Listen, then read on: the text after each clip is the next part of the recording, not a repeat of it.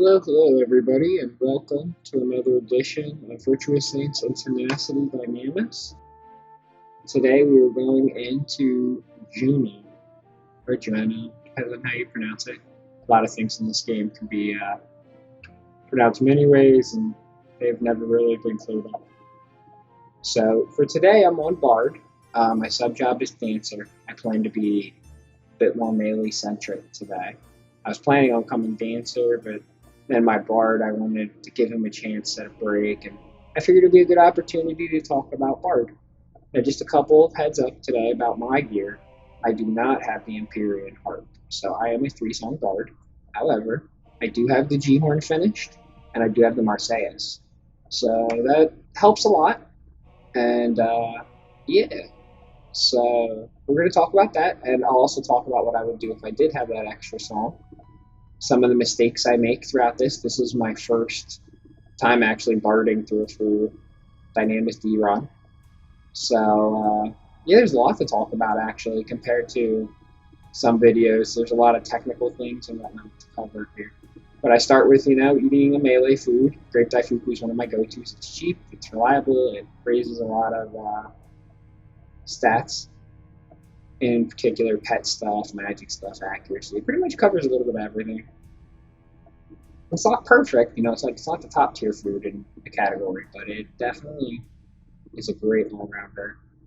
I'm using a Niggling in my main hand and a Galeti knife in my offhand. I probably should have used my Aeonic dagger in hindsight for a little bit higher accuracy. But in a lot of the lower content I use my Bard for, we do a lot of Savage Blade spams, and it is just a comfort spot for me. So after buffs and everything get put up, I just put up 3 for now. I can get a 4th buff up with SP2, but I save that for the T2 boss. I just put up the Honor March, Minuet, and Blade Madrigal. That's kind of my go-to. If you didn't have Honor March, Victory March would do. And you can adjust accordingly, depending on what they're complaining about. Now, one thing I do encourage you to look at a lot here is you'll see my party add-on with my group names and the buffs and the different colors of the song colors. That's an add-on to the icons. And it's very useful for being able to tell what songs are on people and stuff. And I'll be referring to that throughout this video. As of right now, we're just having our Corsairs clear the path. We're getting a bogey ready because we got a lot of statues to clear. We intend to fight T1 boss over by where the T2 boss spawns and transition between these two modes rather quickly.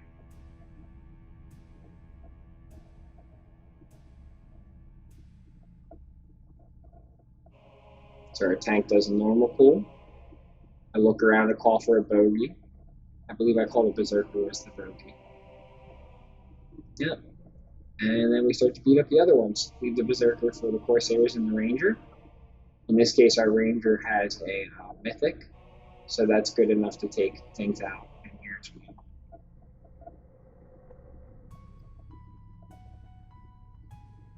I wouldn't say you need that for Corsair, however. They get a little bit of a bonus being a little more dark affinity here.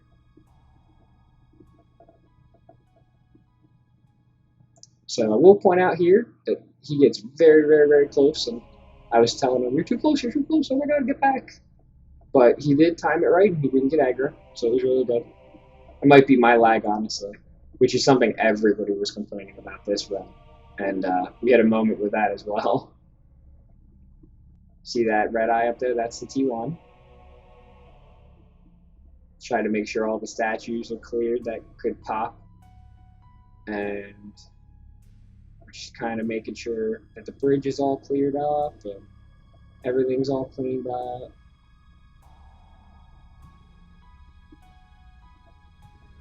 One thing that happened in the T1, there's a lot of statues we clear here in Juno versus, say, Sandy or a couple of other variants. And we actually kill our bogey a little early. So then we had a couple more statues to do, and no TP. So at this point, there's a little bit of trading going on to make sure that people have just enough TP to finish off like a few statues we have left, because there's 2 more we need taken out before we do the T1 through.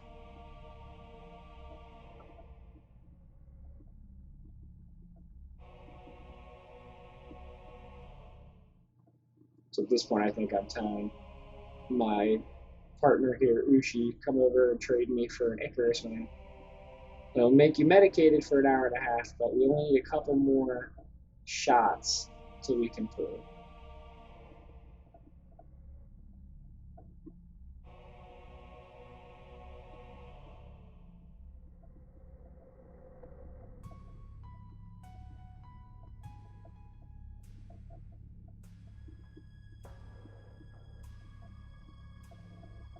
Just a reason I do point this out though is this is a pretty useful item to keep around. You only can use one man as like a swing in a pinch. Really save it.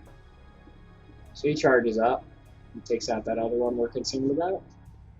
Lossian took out the other one on the stairs.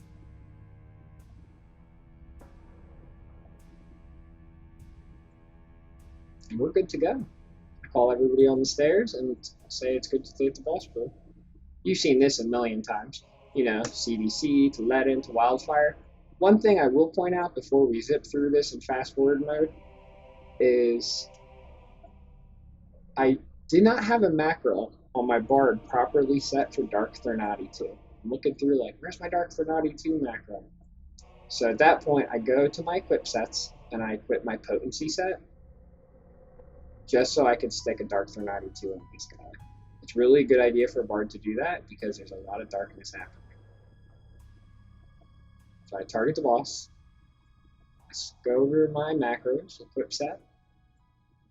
I got a lot of equip sets, so bear with me. And I slide down to my Bard one. This is a little sloppy. You could have a macro to do this, but in a pinch, if you find yourself not set up for something, boom, Dark Thernati 2s. Other than that, this is a pretty normal fight. We try to make sure everybody's on the stairs after the kill, because there's a statue right where that pink little slug or that red slug is standing.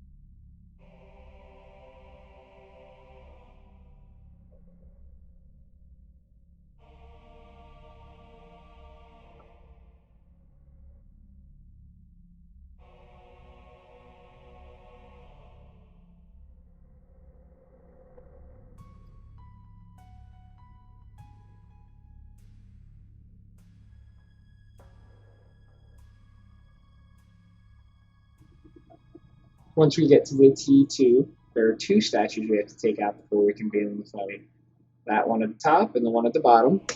I will point out, if your DPS is not incredibly well geared and the fight takes you a little bit longer, I would encourage taking an extra moment to take out all the statues on the top of that bridge there, whereas mages on that bridge will be much safer from AoEs than here. It takes a little bit more running back and forth to not get kissed by things. But if you kill the mob fast, it's a trade-off. Every minute counts, and you don't want to waste time if you don't need to. So in our case, we've hit a pretty solid DPS. Once the statues have all been drawn down, I prepare for the first use of super buffs.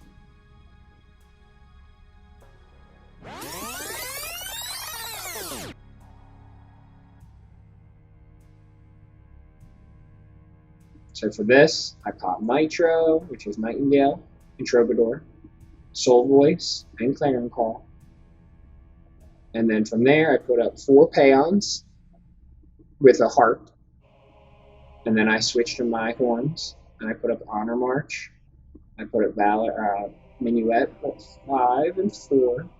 And then usually Blade Madrigal, because we have somebody hasting. If I don't have somebody hasting, I'll usually throw up another Victory March, or I'll take out a Minuet for a Madrigal. It really depends. You want to pay attention to what buffs your team's getting and what's the best songs you can use to maximize.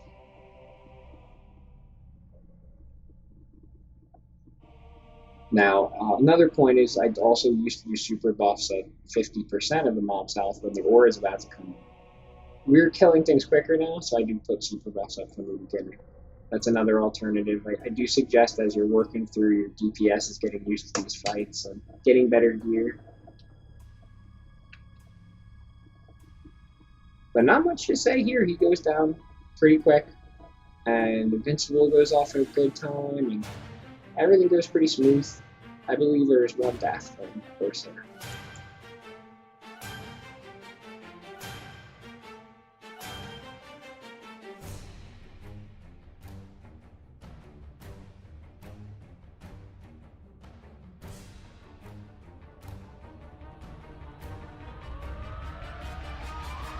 And one thing I'd point out about this boss is I'm sub-dancer, so I keep haste samba up. It's not as good as a main dancer, but it's something. And I'm doing pretty good numbers on Bard here. So this is where I say melee Bard. If you have the gear for it, and you know when you should do it, and when you need to be buffing instead, it's not bad. But that being said, there are some mistakes I make in T3, which I'll get into and discuss in detail.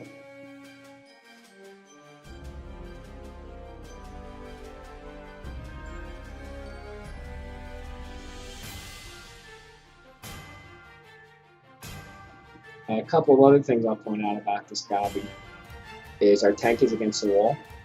He has some pretty nasty knockbacks and things like that. And also, it's a good thing about positioning. If you use the bridge for height advantage, people can still get hit if you move close to the bridge. It's almost like you need distance and height.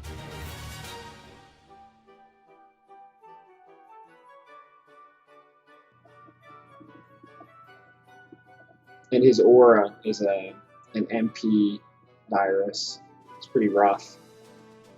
So, regens, potions, refresh, all this stuff comes in pretty handy the longer this fight goes.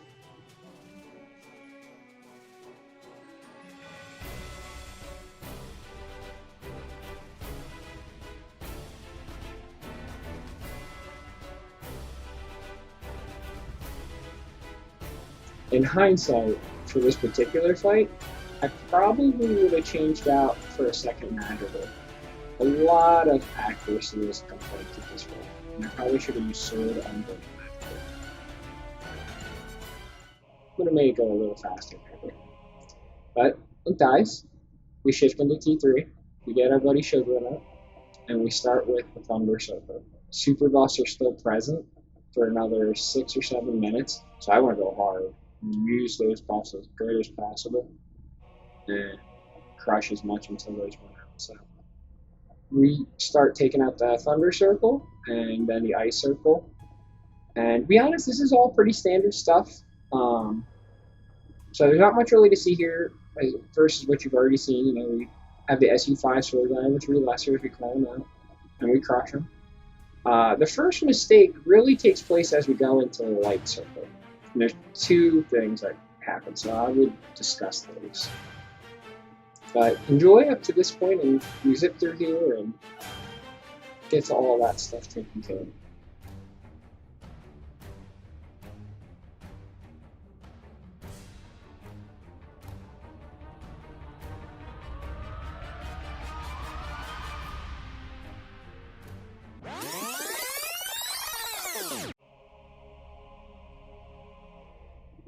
Okay, so now as we get to the Light Circle, there's several mistakes that happen at this point. One we want to usually run in through the right side, and then with the tank first, and then we all chase it. Our Corsair Shuglin at this point was having a lot of lag this day, and he didn't even see the mobs and pulled aggro. And that pulled the whole circle. So at that point I called for the tank to pull them all into the side and try to get hate on everything. There's 2 blue mages. We prioritize them because they can be incredibly dangerous. And then from there, we have to start cutting into some of the automatons and the puppet masters and try to get this manageable. There's a lot of lag that kicked in with this much activity. Now, that's one mistake. Lag happens. People run into things. They don't see mobs. They don't know where circle locations are by heart, and there can be problems sometimes. But it happens. It's about how you react to it, and not give up, know where your threats are, and go from there. Now, I will point out that the big mistake that I make during this disaster is as people die, you'll see that I have 4 buffs, Sebian has 4 buffs, Kazumdal has 4 buffs, and then he dies. Shuglin's already died multiple times. And Ushi doesn't have a 4th buff. That 4th buff came from my SP2 during the boss. So I can't give them a 4th buff if they've lost it. It's just a perk that you get. And I managed to keep it up on myself and 3 players up to this point. But on top of that, though, I get very sloppy with replacing these buffs on my dead members as they get back. Shuglin, Kazumdal, and Ushi both suffer accuracy a lot, and I really struggle to notice from Kazumdal because Kazumdal doesn't voice chat, he types, and so I completely miss his message for more buffs. And I hear Shuglin's request for buffs, and I'm filling those. And then at the same time, there's some craziness going on, and I'm trying to maintain the 4 buffs that the people who haven't died have, which would be me and Sebian at the time. So there's a lot of things going on. I probably should have stopped meleeing at this point and just focused on rebuffing my team. That's something you get caught up in when you melee. Sometimes your performance on your primary responsibility goes down. And I really wanted to take a moment for you guys to see this and see what happens when you get kind of caught up in your secondary responsibility. As my friends got up, these guys can do way more DPS than I am. And I really should have gotten their buffs up and properly taken care of. Even if it was just a Madrigal, a Minuet, and on march, they would have been able to perform weakened pretty decently to help clean this mess up. But instead, we lose a few minutes to not addressing this as good as it could be. It is my first time coming in Bard, and there's a lot going on. So I don't feel super bad, but I definitely learned from this experience. And the light circle and the dark circle, there are similar issues until I get a moment to properly buff people again. Other than those 2 circles, though, the rest of the run goes pretty smooth. I managed to keep 4 buffs on myself and Sebian for quite a while. And that makes me very happy. We do at some point get dispelled, and that sucks. But up to the T3 final boss, there's really not a whole lot happening here. There's death and mistakes and rebuffing. Piantissimo lets you target one person with the song, and in a lot of my macros I use STPT, so that if I need to hit somebody with one song, even if I'm mid-melee, I can do so. But even then, you can see from the buffs of the book, Ushi has 2 hastes, Kaz has 2 marches. They really could have used Magical. Shuglin has no buffs. And I should have prioritized this as my friends come back up, because you'll just see how slow the section drags. And it's not good. A support taking care of their stuff Really speeds these things up. But that being said, as we get the dark and the light circle out, those get done, and we move on to the earth circle. Things get a little bit better. After the earth and air, we take on the water, and then the fire, and we're finally ready to take out the T3 final boss, the Mithra.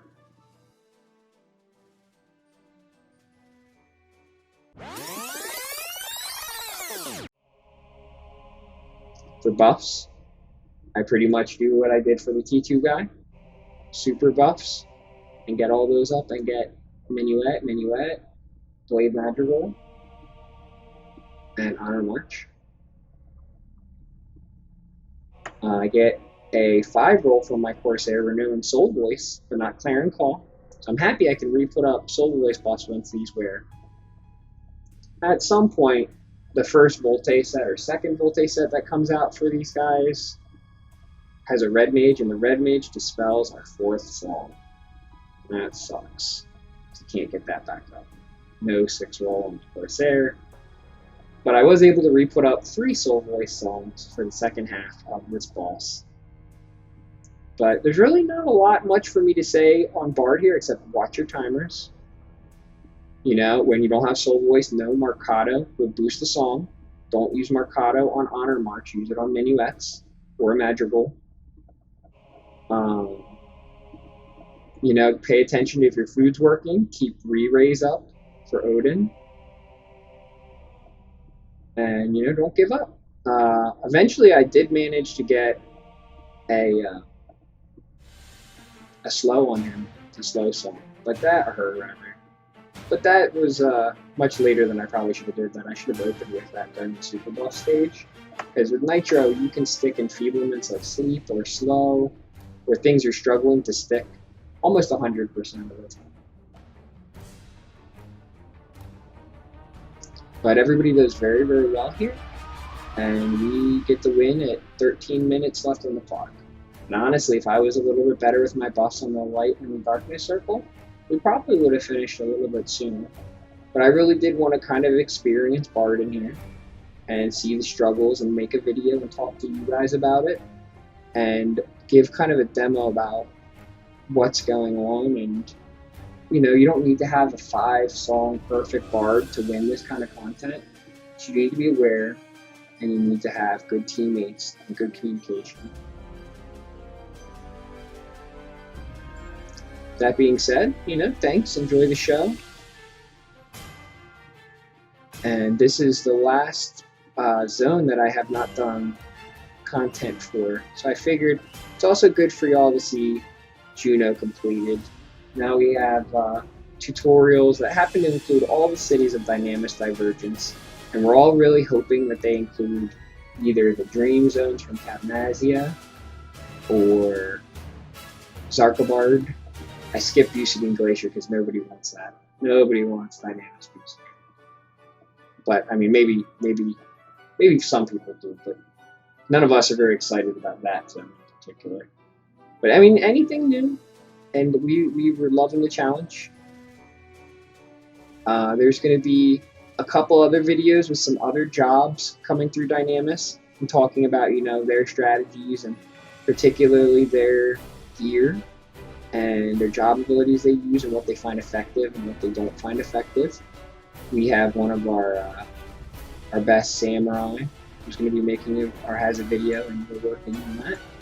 And I'd like to get some of our other players to, you know, if they're willing to do stuff too and talk about it. So look forward to that. And lastly, I will point out that I pretty much, the Nyame gear from the Bomba set, I try to stick to wearing that most of this fight when I'm not playing songs. So I have a Potency set, a Fast Cast 80 set, and then my Nyame set. And yeah, I know there's a lot more to barding than that. Like I could use my Aeonic Dagger or things like that. And there's some other variations. But I pretty much just try to keep subtle below high. I don't want to feed too much GP. I just want to help with the DPS without being too annoying.